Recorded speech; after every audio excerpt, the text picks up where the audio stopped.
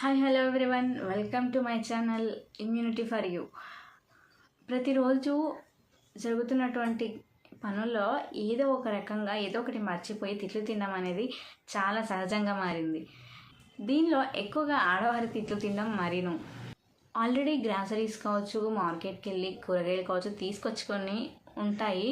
కానీ ఏదైనా మర్చిపోయి తీసుకురాకపోతే నెక్స్ట్ డే మార్నింగ్ కనుక ఆ వస్తువు కావాలని చెప్పినప్పుడు, ఇప్పుడు చెప్తున్నావేంటి, నేను ఎలా వెళ్ళి తీసుకొస్తాను, నాకు టైం అవుతుంది, పిల్లలకి కూడా స్కూల్ టైం అవుతుంది అని చెప్పేసి అప్పుడు టైం లేదని చెప్పి కోపం ఎక్కువైపోయి బాగా అరిచి తిడుతూ ఉంటారు.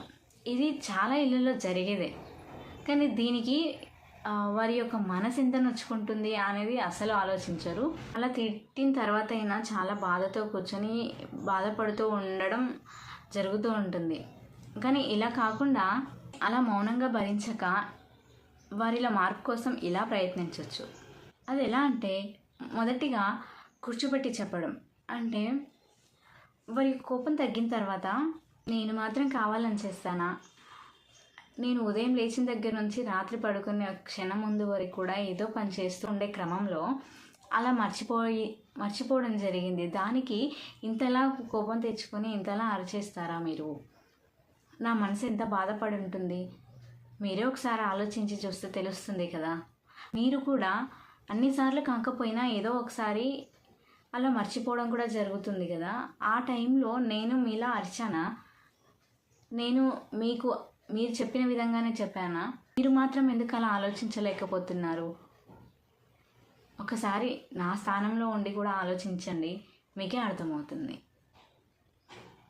అని ఇలా ట్రై చేయొచ్చు. సెకండ్ పాయింట్, వారికి అప్పచెప్పడం. ఉదయం లేచి వంట చేసే దగ్గర నుంచి వంటింట్లో సామాన్లు ఏవి ఎక్కడ ఉన్నాయని చెప్పేసి అవన్నీ వెతికి మరీ వారి వంట చేసి బాక్సులు పెట్టుకొని వాళ్ళు రెడీ అయిపోయి వాళ్ళ ఆఫీస్కి వెళ్ళి తిరిగి వచ్చి మళ్ళీ ప్రిపేర్ చేసే విధానము అవన్నీ చేయమని వారికి అప్పచెప్పినప్పుడు అసలు రోజంతా ఎంత పని ఉంటుంది, వారి యొక్క మానసిక స్థితి ఎలా ఉంటుంది, ఎన్ని పనులు చేస్తారనేది వాళ్ళకి అర్థమయ్యి ఏ వస్తువు ఎక్కడ పెట్టాలి, ఏ వస్తువు ఇదివరకు ఎక్కడుంది, నేను తీసాను ఇది ఎక్కడ పెట్టాలి అనేది కూడా వాళ్ళకి అర్థం కాక అప్పుడు వాళ్ళు మర్చిపోతుంటారు. అప్పుడు తెలుస్తుంది అనమాట, ఓహో దీనికోసమే కదా మర్చిపోయింది అని చెప్పి. ఇలా ప్రయత్నించవచ్చు. ఉత్తరం ద్వారా కూడా తెలియచేయచ్చు.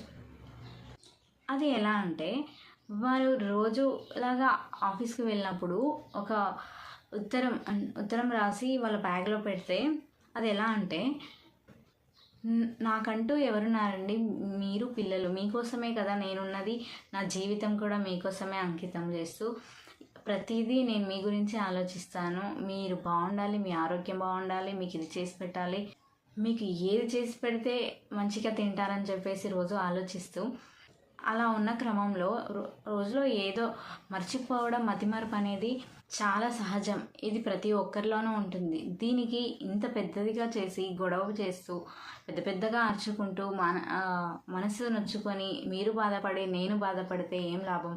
ఒకసారి ఆలోచించి చూడండి, నేను చేసేది ఎవరి కోసము, అసలు ఎందుకు మర్చిపోయాను అని చెప్పేసి.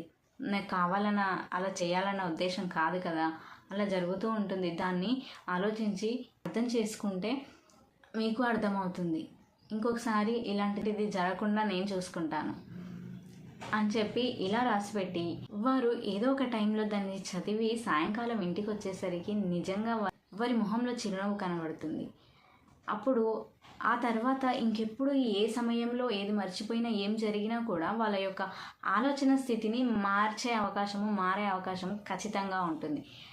ఏదో ఒక రకంగా ఆలోచించి డెఫినెట్గా వాళ్ళ యొక్క మానసిక స్థితి కావచ్చు, కోపము అన్నీ తగ్గి చాలా ప్రశాంతంగా ఉండగలుగుతారు. అప్పుడు అందరూ చాలా సంతోషంగా ఉండడానికి చాలా అవకాశాలు ఉన్నాయి. ఇలా కనుక ట్రై చేస్తే ఖచ్చితంగా ఫలితం ఉంటుంది. Thank you so much.